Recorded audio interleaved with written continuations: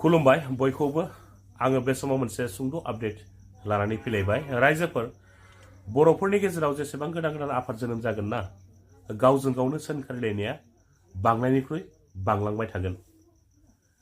बेबायदिनो United फराम of एक्स-NDFB आफाद थासेयावबो गोदानै सानैसो बारग' NDFB सोद्रोमा बिथांमोना एक्स-NDFB वेलफेयार एसोसिएशन आफाद गोदानै दाना लानानै दिनै बारग' NDFB सोद्रोमाफोरनि गेजेराव गावजों गावनो सोंखारिलायबाय थानायखौसो जोङो बे समावहाय नुनो मोनबोगासिनो दङ ससियेल मिडिया एबा निउज पर्टेलफोरावहाय नङा होमबा रायजोफोर। थारैनो दुखुनांथावना इउनाइटेड फराम अफ एक्स-NDFB आफाद थासेयावबो मानि थाखाय सानैसो बारग' NDFB सोद्रोमा बिथांमोना एक्स-NDFB वेलफेयार एसोसिएशन आफाद मानि थाखाय जोनोम होखो मानि थाखाय दानानै लाखो थांखियानो जुदि एखेब्ला मानोथो गोदानै एक्स-NDFB वेलफेयार एसोसिएशन आफादखौ मानो दानानै लाखो दिनै गोदानै एक्स-NDFB वेलफेयार एसोसिएशन आफाद दाना लानानै दिनै बारग' NDFB सोद्रोमाफोरनि गेजेराव माखासे गुलुं गुजुं एबा गावजों गाव बाथ्रा दान्थे बिदान्थे जाबोबाय थानायखौसो जोङो बे समावहाय नुबोगासिनो दङ आरो खोनाबोगासिनो दङ। थारैनो साननो गोनां गोबां रायजो राजाफ्रानो दुखु मोनदों इउनाइटेड फराम अफ एक्स-NDFB आफाद थासेयावबो गोदानै एक्स-NDFB वेलफेयार एसोसिएशन आफाद दानायखौ गोबाङानो दुखु मोनदों। गोदोबो जानानै थांबाय दाबो गोजोन गोरोबथा जाखांनायनि उनावबो बारग' NDFB सोद्रोमा बिथांमोननि गेजेराव खौसेथि गैलायैखौ नुनानै गोबां रायजो राजाफ्रानो दुखु मोनदों। रायजोफोर थांनाय साननै सिगां एक्स-NDFB वेलफेयार एसोसिएशननि सानैसो दैदेनगिरि बिथांमोना खौरांगिरि मेलनि गेजेरजों आसाम आयेन आफादनि बुंथिगिरि मानगोनां बिस्वजित दैमारिनि हेंथायै माखासे बिबुंथि होदोंमोन।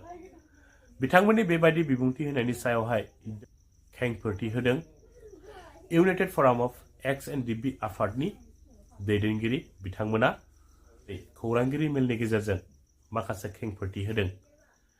रायजोफोर इउनाइटेड फराम अफ एक्स-NDFB आफादनि दैदेनगिरि बिथांमोना खौरांगिरि मेलनि गेजेरजों मा खेंफोरथि होदों नोंथांमोना भिडिअखौ जोबजासिम नायनानै लाग्रो बेनि उनावसो नोंथांमोना गाव गावनि गोसोनि साननायखौ कमेन्टनि गेजेरजों फोरमायलायबानो जाबाय। दिनैहाय जोङो बेयाव प्रेस मिट लिंनायनि गुबै जाहोनानो जाहैबाय दाखाल साननैसो सिगां जे एक्स-NDFB वेलफेयार एसोसिएशननि मोनसे प्रेस कनफारेन्सनि गेजेरजों जि माखासे बाथ्राफोर एक्स-NDFB वेलफेयार एसोसिएशननि आफादगिरि रुजुग्रा मोसाहारि जायफोर बाथ्राफोर बुंदों बियो जोबोद आनफरचुनेट। जों बिनि सायावनो माखासे खेंफोरथि होनो होननानै दिनैहाय बे प्रेस मिटखौ लिंनाय जादों। बेनो जाहैबाय गासैबो NDFBफ्रानो गासैबो बाथ्राफोरखौ मोनथिलायजोबखागौ, नाथाय बाथ्राया जाहैबाय जाय बिथां रुजुग्रा मोसाहारिया दाखालि आसाम आयेन आफादनि बुंथिगिरि मानगोनां बिस्वजित दैमारि बिथांनि सायाव जि माखासे एलिगेसन बाथ्राफोर बुंदों बेनि सायाव जों माखासे खेंफोरथि होनानै दिनै बे प्रेस मिटखौ लानाय जादों। गुबै जाहोनानो जाहैबाय जे NDFBनि एकर्ड जाखांनायनि उनाव 2027 जानुवारियाव जि एकर्ड जादोंमोन बेनि उनाव NDFBनि माखासे जि क्लजफोराव लिरनाय रिलेटेड दङ बेफोरो गोबाव सम मावफुंजायै अबस्थायाव दङमोन। फैयै 5 बोसोरानो जानायसै, नाथाय बेखिनि समाव जोङो मोनसेबो खामानिफोरखौ बेबायदि आवगायलांनायखौ जों नुनो मोनाखैमोन। नाथाय मा खालामनो जोङो बेखिनि समाव गोबां दैदेनगिरिफोरनि सायाव जोङो आसा खालामदोंमोन आरो बिथांमोननो जोङो गासैबो बाथ्राफोरखौ फोरमायदोंमोन।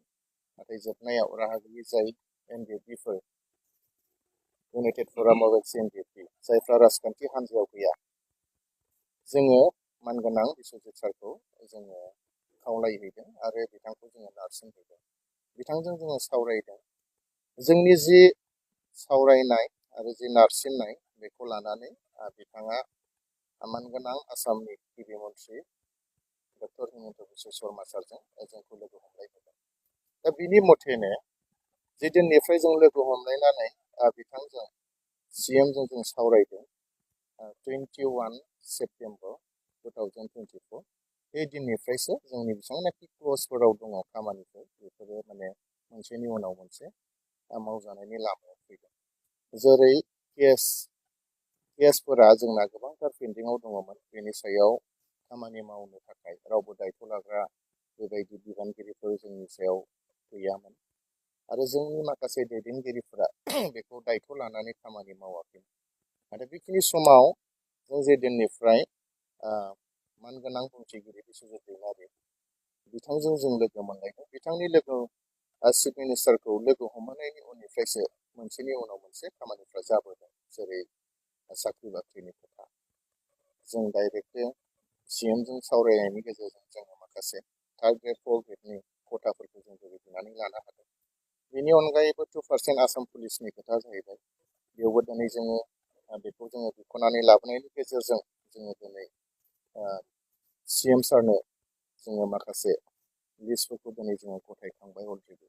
थिग बेबायदिनो बेनि अनगायैबो मानगोनां रन्जन दैमारि सारनि गनाय गयै बा बिथांमोननि केसफोरनि बेसेबांनाखि माखासे स्टेट लेभेलनिफ्राय जेसेबांनाखि NOC नांगौ बा माखासे लेखा कागजफोर नांगौ, गासैबो बुस्थुफोरखौ स्टेट गभर्नमेन्टनिया NOC हरनो होननानै दिनैहाय बुंनाय, बेफोरबो बे दिननिफ्रायसो गासैबो खामानिफ्रा मावजादों आरो बेबायदि थांबाय थादों। नाथाय दिनै बेबायदि मदद होग्रा सासे दैदेनगिरिखौ बिथां रुजुग्रा मोसाहारि बुंनाया माने गासैबो बाथ्राफ्रा बियो माने बेसलेस, जों बेखौ गनायनानै लानो हाया। जेरै बिथांमोना मिथिगौ, जाय समनिफ्राय जोङो खामानिखौ मावदों बेखिनि समाव Ex-NDFB वेलफेयार एसोसिएशन आफादानो गैबावा आरो रुजुग्रा होननानै रावबो बिथांमोनखौ सिनाया। बिथांमोना जाहैबाय दाख्लै 15 तारिख अक्ट'बर 2024 मायथाइयावसो बे आफादखौ दादों। नाथाय जोङो बिस्वजित दैमारि सारजों जोङो 2024निनो आगस्ट मासनिफ्रायनो सावरायलायनायनि गेजेरजों 21 तारिख सेप्तेम्बराव जोङो मानगोनां CMखौबो लोगो मोनदों। गासैबो बुस्थु जाखांजोबनायनि उनावसो साख्रि बाख्रिनि बेलायावनो जा, केसनि बेलायावनो जा आरो एक्स ग्रेसियानि सायावनो जा, रिहेबिलिटेसननि सायावनो जा, गासैबो फाइनालाव फैजोबखांनायनि उनावसो दिनै 15 तारिख अक्ट'बर खालि बिथांमोना Ex-NDFB वेलफेयार एसोसिएशन दानायनि उनाव दिनैहाय बेबायदि खामानि मावनो होननानै दासो बिथांमोना माने डिसिसन लादों। अलरेडि नाथाय इउनाइटेड फराम हिसाबै गासैबो मावखांजोब्बायानो। नाथाय दिनैहाय फैनानै बिथांमोना जेरैबायदि बाथ्रा बुंबाय बियो मोजां नङा। जोंनि गासैबो जिखिनि खामानिमोन बियो गासैबो थाबथाजोबनानै दङमोन आरो जोंखौ बेबायदि जोंनि खामानिफोरखौ दायथ' लानानै खामानि मावग्रा जों मानसिफोरखौ जों मोननो थाङाखै होननानै आफादगिरि बिथां रुजुग्रा मोसाहारिया बुंदों। जोंखौ पलिटिकेल इनफ्लुयेन्स जानानै बिथांमोना हाबसनहैनानै खामानि मावदों, नाथाय बे नङा। जों सिगांनिफ्रायनो आगोलनिफ्रायनो बुंबोबाय थादों, इउनाइटेड फराम अफ Ex-NDFBआ खुनु माबा मोनसे पलिटिकेल हान्जानि सिङाव नङा आरो बबेबा मोनसे पलिटिकेल हान्जाजों दानानै होजानाय आफाद नङा होननानै। दिनै रुजुग्रा बिथाङा गावसोर मा हिसाबै आफाद दादों आरो माबे लामाजों थांदों, गावसोरनि लामाखौ गावसोरनो मिथिखायो, गावसोर सोर बेखौबो हमनो हाखायो। जोङो जोंनि खामानियाल' जाथों होननानै दिनै जों सोरनिबा आथिंखौबाबो हमगोन, माबा मोनसे खामानिबाबो जों मावगोन। जेरावहाय केसफोरा ओरैबायदि जानानै थांदों जि NIA केसनि जों मिथिगौ, जों थांबाय थानाय हिसाबै गासैबो न'खरफ्रा सिलिंखार जालांबाय, दाउ अमा मोसौ हा हु जोबलांजोब्बाय, गोबां जोंनि सोद्रोमाफोरनि बिसि फिसा गोदाव सोराव जाजोब्बाय। दिनै बेफोरखौ सोर खबर लादों? इउनाइटेड फराम दाखांनायनि उनावसो बेफोरखौ खबर लादों। दिनै बेफोरखौ आरो नोङो जानला मोनला बुंबा जानाय नङा, गोरोबलायिया फैगोन, जों बेखौ साननो हायो। बेनिखायनो बेफोरबायदि बाथ्रा बुंनायनिफ्राय गोजानाव थानांगौ, जों बेखौ खावलायहरो। माने जोंनो बेफोरबायदि खामानि मावग्रा मानसि नांगौ। दिनै बुंगोन नामा जि रुजुग्रा बिथाङा जि बुंदों बिस्वजित दैमारिया NDFBनि सोद्रोमा नङा, बेखायनो बे खामानियाव बिथाङा हाबसननानै खामानि मावनो जेबो मोन्थाय गैया होननानै। दिनै बिथाङा बुंबाय नाथाय बे बोसोरब्रैयाव बिथाङा मा खालामनानै थाखो जों बेखौसो सोंगोन रुजुग्राया मा खालामनानै थाखो बिथाङा दि मावबाय बेनि उनाव मावनायखौ नुखांनायनि उनावसो दायो मोनसे क्रेडिट लानो फैनाया बे मोजां जायाखै अब्ला मा जोंबो बुंगोन नामा बिटिआरनि जि सिएम बिथाङाबोथ' एनडिएफबिनि सोद्रोमा नङा बिथाङाबो खामानि मावनो नाङा होननानै जोंथ' बुंनाय नङा मानो होनबा जोंनो खामानिसो मावनांगौ इउजि ब्रह्म बिथाङा सासे केबिनेट मिनिस्टार बिथाङा खामानि मावगोन बिथांखौ नोंथाङा मावनो नाङा होननानै बुंगोन नामा जों बिथाङा सासे एनडिएफबि सोद्रोमा नङा होनना दा बाथ्राफ्रा बेबायदियाव फैगोन नाथाय बेबायदि नङा जोंनो गासैखौबो नांगौ एमएलए खौबो नांगौ जोंनो एमपि खौबो नांगौ जोंनो सिएम खौबो नांगौ डेपुटि चिफखौबो नांगौ गासैखौबो नांगौ गासैबो खामानि मावग्राफोरखौ जोंनो